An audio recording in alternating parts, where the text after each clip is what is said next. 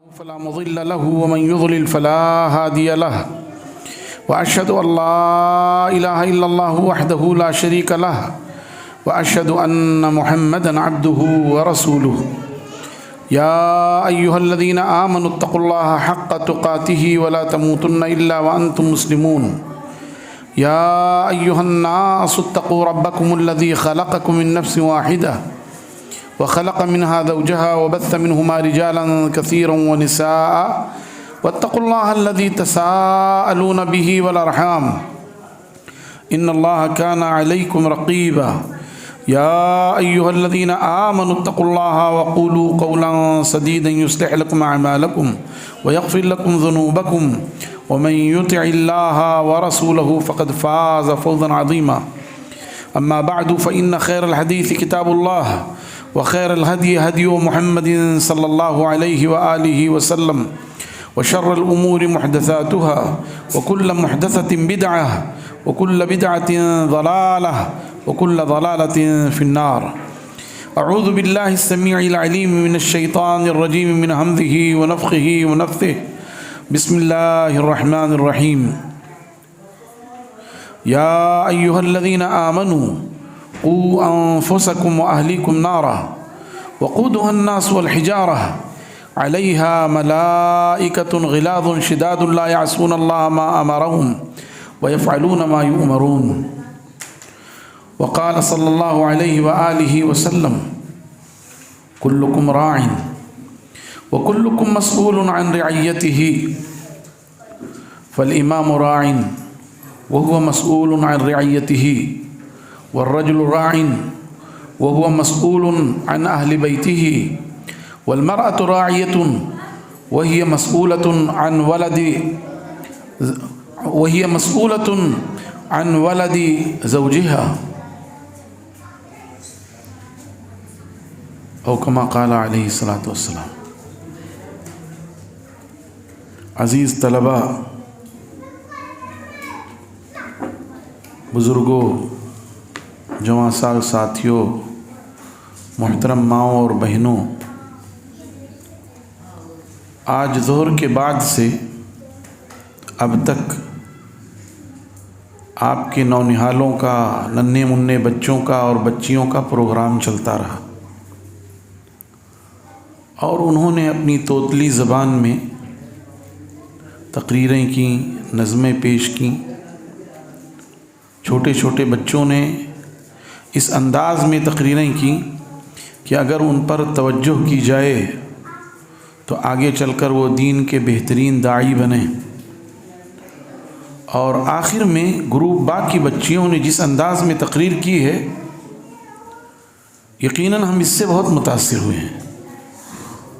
یہ صحیح ہے کہ ہمارے یہاں کلیہ عائشہ صدیقہ میں بچیاں تقریریں کرتی ہیں، اچھی تقریریں کرتی ہیں، لیکن وہ ہاسٹل میں ہیں اور مستقل طور پر وہ معلمات کی نگرانی میں تیاری کرتی ہیں تو ان کی تقریر اچھی ہوتی ہے. لیکن یہاں بچیاں جو اسکولوں میں پڑھ رہی ہیں، کچھ وقت کے لیے یہاں مدرسہ محمدیہ میں ناظرہ قرآن کے لیے آتی ہیں اور اس انداز میں اپنے استاذ کی سرپرستی میں اور نگرانی میں تقریریں یاد کرتی ہیں، بہت خوشی کی خبر ہے. ظاہر ہے یہی بچیاں اور بچے ہمارا سرمایہ ہیں اور یہ وہ سرمایہ ہیں جس کے لیے انبیاء اور رسول علیہم الصلوات والتسلیم نے دعا مانگی ہے. ابو الانبیاء سیدنا ابراہیم خلیل علیہ الصلوات والتسلیم نے دعا مانگی، رب ہب لی من الصالحین، اللہ صالح اولاد عطا فرما دے. زکریا علیہ الصلوات والتسلیم جو بوڑھے ہو گئے تھے، جن کے بال سفید ہو گئے تھے، جن کی ہڈی کا گودا سوکھ گیا تھا، جن کی بیوی بانجھ تھی، لیکن اولاد کی نعمت اور اولاد کے محبت کی کسک رہ رہ کے ان کے دل میں جاگتی تھی، وہ بھی دعا کرتے تھے، اللہ مجھے صالح اولاد عطا فرما دے، یرثنی ویرث من آل یعقوب وجعلہ ربی رضیہ، جو میرا اور آل یعقوب کا وارث ہو، جو تیرے دین کی خدمت کرے. اور اللہ کے رسول صلی اللہ علیہ وسلم نے فرمایا کہ جب انسان دنیا سے چلا جاتا ہے، اس کے عمل کا سلسلہ منقطع ہو جاتا ہے تو 3 اکاؤنٹس ایسے ہیں، 3 کھاتے ایسے ہیں کہ ان کھاتوں سے اس کے حق میں ثواب پہنچتا رہتا ہے۔ ان میں سے ایک کھاتا صالح اولاد ہے۔ صالح اولاد ایک کھاتا ہے، ایک اکاؤنٹ ہے۔ اب ظاہر ہے کہ اگر آپ یہ چاہتے ہیں کہ آپ کو آپ کے بچوں کی دعا ملے تو پہلے ان کو دعا یاد کروائیے نا۔ آپ نے ان کو دعا یاد نہیں کروائی، اور آپ چاہیں کہ آپ کو ان کی دعا ملے، وہ آپ کے حق میں دعائیں خیر کریں، تو یہ تو بات ویسے ہی ہوئی، چین و عرب ہمارا، ہندوستان ہمارا، رہنے کو گھر نہیں ہے سارا جہاں ہمارا۔ یہ تو بات وہی ہوئی۔ آپ چاہتے ہیں کہ آپ کے اولاد کی دعائیں آپ کو ملیں، آپ کے بچے آپ کے لیے دعا کریں، آپ کے بچے آپ کے لیے صدقہ جاریہ بنیں، اور آپ نے ان پر کچھ نہیں کیا۔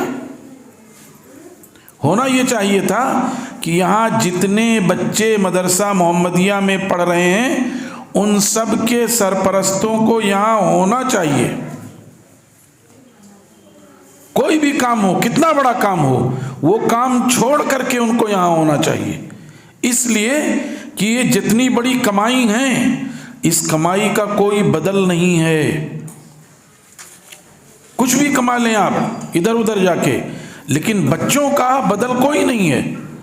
تو اگر سارے لوگ یہاں ہوتے، سارے سرپرست یہاں ہوتے تو اس مجلس کا رنگ اور ہوتا، یہ زیادہ ہوتے لوگ، اچھا لگتا دیکھ کر کے، اور یہ محسوس ہوتا کہ واقعتاً آپ کو اپنے بچوں کے تعلیم کی تئیں ہمدردی ہے، آپ کو اپنے بچوں کے تربیت کی فکر ہے۔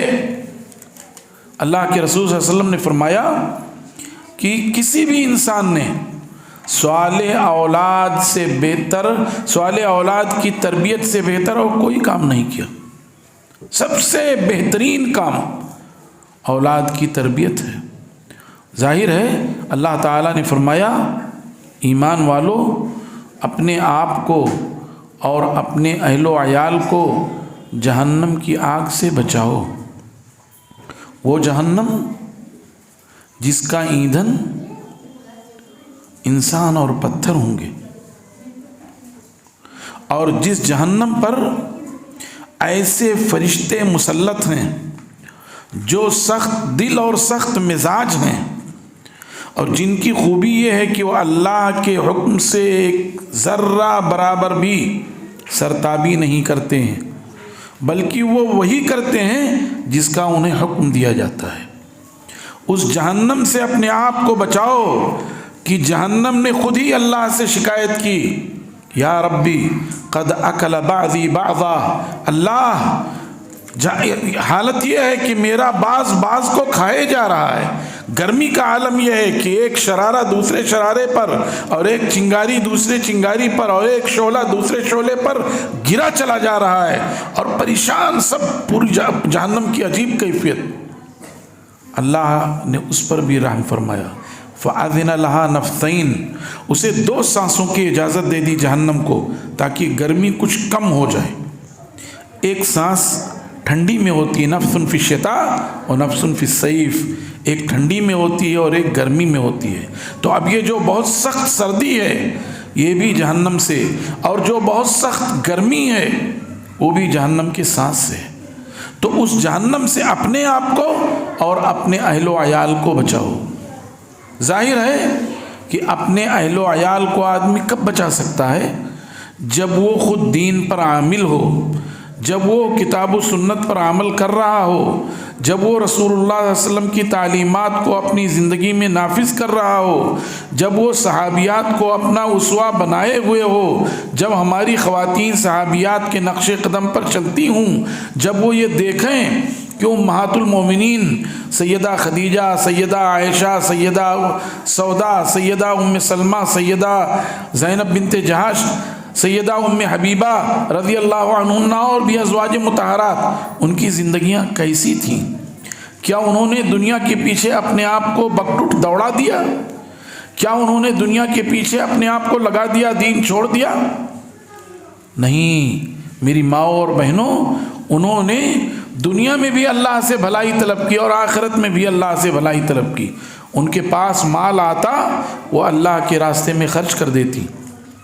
اللہ کے رسول صلی اللہ علیہ وسلم کے ازواج مطہرات نے ایک مرتبہ پوچھا کہ بتاؤ تم میں سے، ازواج مطہرات نے پوچھا ہے اللہ کے رسول ہم میں سے کون سب سے پہلے آپ سے ملے گی؟ تو آپ نے فرمایا جو لمبے ہاتھوں والی ہوگی وہ ملے گی. تو اب انہوں نے یہ سمجھا شاید یہ جو لمبے ہاتھ ہیں یہی مراد ہیں. وہ ایک دوسرے کے ہاتھ ناپتی تھیں، لیکن رسول اللہ صلی اللہ علیہ وسلم کے بعد آپ کی زوجہ محترمہ، جس زوجہ محترمہ کا سب سے پہلے انتقال ہوا وہ زینب بنت جہش رضی اللہ تعالیٰ عنہا تھی. آپ کے بعد آپ کی سب سے پہلی بیوی جن کا انتقال ہوا وہ زینب بنت جہش رضی اللہ تعالیٰ عنہا. جب ان کا انتقال ہوا تب ازواج مطہرات کو اندازہ ہوا کہ دراصل آپ یہ چاہتے تھے، یہ اشارہ کر رہے تھے کہ جو سب سے زیادہ صدقہ و خیرات کرنے والی ہو. چنانچہ زینب بنت جہش رضی اللہ تعالیٰ عنہ معروف قریشی خاندان سے تھیں اور صاحب وجاہت تھیں. اس کے باوجود وہ اپنے ہاتھ سے کام کرتی اور کام کر کے سود کھاتی. اس سے جو پیسہ ملتا اسے اللہ کے راستے میں خرچ کر دیتی. تو جب یہ ذہن ہوگا تو ظاہر ہے کہ جن ماؤں کا یہ ذہن ہو ان کے گود میں پلنے والے بچے بھی نیک ہوں گے. ایک مرتبہ رسول اللہ صلی اللہ علیہ وسلم دسترخوان پہ تشریف فرما تھے اور بھی لوگ تھے. ایک ننھے مننے بچے جو رسول اللہ صلی اللہ علیہ وسلم کی گود میں پل رہے تھے، سلمہ، وہ بھی بیٹھے ہوئے تھے اور وہ اپنا ہاتھ ادھر ادھر گھما رہے تھے. تو اللہ کے رسول صلی اللہ علیہ وسلم نے ان کو ادب سکھایا اور ان سے کہا بیٹے اللہ کا نام لے کر کھاؤ اور دائیں ہاتھ سے کھاؤ اور اپنے سامنے سے کھاؤ. یہ آپ نے اس لیے کیا تاکہ ہمارے سرپرستوں کے لیے اس میں نصیحت و عبرت ہو. اللہ کے رسول صلی اللہ علیہ وآلہ وسلم کی سواری پر آپ کے پیچھے آپ کے چچے زاد بھائی سیدنا عبداللہ ابن عباس رضی اللہ تعالیٰ عنہ بیٹھے ہوئے تھے. آپ نے ان کو مخاطب کیا، یا غلام انی اعلمک کلمات، عزیزم میں کچھ باتیں بتا رہا ہوں ذرا اسے غور سے سنو. احفظ اللہ یحفظک، بچیوں بات نہ کرو، بات نہ کرو. احفظ اللہ یحفظک، اللہ تعالیٰ کو یاد رکھو اللہ تمہیں یاد رکھے گا. اللہ نے فرمایا فاذکرونی اذکرکم، تم مجھے یاد رکھو. یہاں زمین پہ بیٹھے ہوئے ہو، اگر تم مجھے یاد رکھو گے اللہ عرش پہ یاد کرے گا. کتنی بڑی بات ہے کہ آدمی زمین پہ بیٹھا ہوا اللہ کا ذکر کر رہا ہے، سبحان اللہ، الحمدللہ، اللہ اکبر، لا الہ الا اللہ، لا حول ولا قوت الا باللہ، سبحان اللہ وبحمدہ، سبحان اللہ العظیم پڑھ رہا ہے، اللہ کو یاد کر رہا ہے. اللہ رب العزت اسے عرش بری پر یاد کر رہے ہیں. کتنا بڑا مقام ہے. تو فرمایا بچے اللہ کو یاد کرو اللہ تمہیں یاد رکھے گا. دوسری بات کہی اللہ کو یاد رکھو اللہ کو اپنے سامنے پاؤ گے. جب آدمی اللہ کو اپنے سامنے پائے گا تو اس کا نتیجہ یہ ہوگا کہ وہ گناہوں سے محفوظ ہوگا، منکرات سے محفوظ ہوگا، فواحش سے، غلط باتوں سے محفوظ ہوگا، اور ساتھ ہی ساتھ وہ نیکی کے کام کرے گا. جب اس کو یہ اندازہ ہوگا کہ اللہ ہمارے سامنے ہے تو وہ اللہ سے مناجات کرے گا، عاجزی کرے گا، تضرع کرے گا، اپنی کامیابی کے لیے دعا کرے گا، اللہ تبارک و تعالیٰ سے بخشش مانگے گا، اپنی ضروریات، اپنے سوال اس کے سامنے رکھے گا. اور کیا سمجھایا؟ یہ سمجھایا دیکھو پوری دنیا مل کر کے تم کو اگر کوئی فائدہ پہنچانا چاہے ہرگز نہیں پہنچا سکتی مگر اتنا ہی جتنا اللہ نے لکھ دیا ہے. اور پوری دنیا مل کر کے اگر تم کو نقصان پہنچانا چاہے ہرگز نقصان نہیں پہنچا سکتی مگر اتنا ہی جتنا اللہ نے تمہارے حصے میں لکھ دیا ہے. یہ ان کو سکھا کر کے یہ بتایا گیا کہ کامل توجہ اور کامل بھروسہ اور کامل اعتماد اللہ پر ہونا چاہیے۔ ہماری بھی ذمہ داری بنتی ہے کہ ہم اپنے بچوں کو اس انداز میں تربیت دیں، لیکن ظاہر ہے تربیت دینے کے لیے ہم کو خود اسی سانچے میں اس طرح ڈھلنا پڑے گا۔ اگر ہم اس سانچے میں نہ ڈھلیں تربیت نہیں ہو سکتی۔ بچے کو بلایا، اے بیٹا یہ 10 روپیہ لو، جاؤ پوڑی لے آؤ، گٹکھا لے آؤ، اور اس کو کہہ رہے ہیں تم نہیں کھانا، کیا اس کی بات وہ مانے گا؟ کیا اسی سے پڑیا منگوا رہے ہیں، گٹکھا منگوا رہے ہیں، اور پھر اسی کو کہہ رہے ہیں کہ مت نہیں کھانا؟ کوئی بات ہوئی کیا؟ وہ بچہ بھی اندر اندر ہنسے گا کہ خود تو ابا حضور کھاتے ہیں، بڑے بھائی کھاتے ہیں، اور مجھ سے کہتے ہیں نہیں کھانا۔ کیسی خرافات والی بات ہوئی؟ تو آدمی کو بچوں کی تربیت کے لیے ضروری ہوگا کہ خود اس سانچے میں ڈھلے۔ ایسے ہی اللہ کے رسول صلی اللہ علیہ وسلم نے فرمایا، یہ کہنے کے بعد رفعت الاقلام وجفت الصحف، سنو تقدیر لکھی جا چکی ہے، قلم اٹھا لیے گئے ہیں، صحیفہ خشک ہو چکا ہے۔ مطلب یہ ہے کہ آدمی کا کامل ایمان ہو اللہ کی ذات پر کہ جو کچھ ہوگا اللہ کی طرف سے ہوگا، جو کام بنے گا اللہ کی طرف سے بنے گا، اور اگر کسی معاملے میں خسارہ لکھ دیا گیا ہے تو وہ بھی۔ اس لیے تربیت اس انداز میں ہونا چاہیے۔ ایسے ہی ضروری ہے کہ آدمی نیکی کے کام خود کرے، بڑھ کر کے خود کرے، تو اس کے بعد پھر بچے دیکھ کر کے آگے بڑھتے ہیں۔ آج ہمارے ہاں عجیب مزاج ہو گیا ہے، بچے چھوٹے چھوٹے مسجد میں آتے ہیں تو بہت سے لوگ جو واقعتاً بہت پکے نمازی ہو جاتے ہیں، ان کی پیشانی پہ ایک دم شکن آ جاتا ہے، چلا اٹھتے ہیں نماز کے بعد۔ ارے بھائی یہ بچے اگر مسجدوں میں نہیں آئیں گے، ہاں وہ نہ چلائیں، اس کی جتن کرنا آپ کی ذمہ داری ہے۔ کسی کے ساتھ کوئی بچہ آیا ہوا ہے تو وہ کنارے کھڑا ہو جائے، وہاں بچے کو اپنے بغل میں کر دے۔ مسجد میں 2 بچے آئے ہوئے ہیں، 2 سرپرستوں کے ہیں، دونوں ان کو الگ الگ کر کے رکھیں۔ وہ نہیں ملیں گے تو شور نہیں کریں گے، ہنگامہ نہیں کریں گے، الگ الگ کر دیں۔ لیکن اس کا یہ علاج نہیں کہ چلا کر کے پھر ان بچوں کو مسجد سے نکال دیا۔ بھائی اللہ کے رسول صلی اللہ علیہ وسلم فرماتے ہیں میری طبیعت چاہتی ہے کہ میں نماز لمبی کر دوں، اتنے میں بچے کے رونے کی آواز آتی ہے تو میں اس کی ماں پر شفقت کرتے ہوئے نماز کو مختصر کر دیتا ہوں۔ کیا مطلب ہوا کہ صحابیات جب مسجد جاتی تھیں تو ان کے ساتھ ان کے شیرخوار بچے، چھوٹے چھوٹے بچے ہوتے تھے۔ ہم لوگ کیا کہتے ہیں؟ بچوں کو ہٹا دو، یہاں سے نکال دو۔ جب آپ نکال دو گے تو ان کی تربیت کہاں سے ہوگی؟ آپ یہ فکر کرو کیا ترکیب کریں کہ یہ بچے شور نہ کریں۔ کبھی ان کو سمجھا کے لائیے، الگ الگ کر کے رکھیے، اس انداز میں آپ کام کریں گے تب تو ہوگا۔ لیکن اگر آپ نے ان کو نکال دیا تو پھر وہ مسجد میں آنے سے ڈریں گے۔ کوئی مسجد میں بوڑھا شخص ہے اور اس نے بچے کو ڈانٹ دیا تو اس کے ذہن میں یہ بات بیٹھ جائے گی جب اس گھر میں جاؤں گا تو ڈانٹا جاؤں گا، وہ آئے گا ہی نہیں۔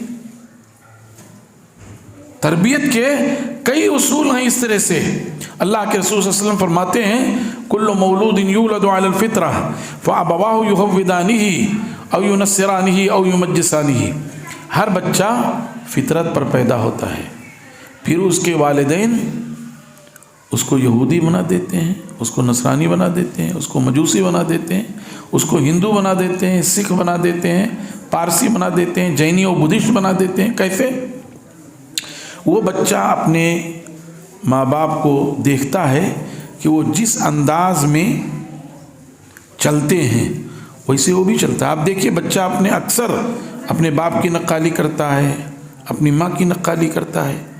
تو میرے بھائیوں اور دوستوں، یہ بچے ہمارے لیے بہت قیمتی سرمایہ ہیں، اور کل ان کے بارے میں ہم سے سوال ہوگا۔ بہت بڑی نعمت ہے یہ، ثم لتسألن یومئذ عن النعیم، کل ان نعمتوں کے بارے میں ہم سے سوال ہوگا۔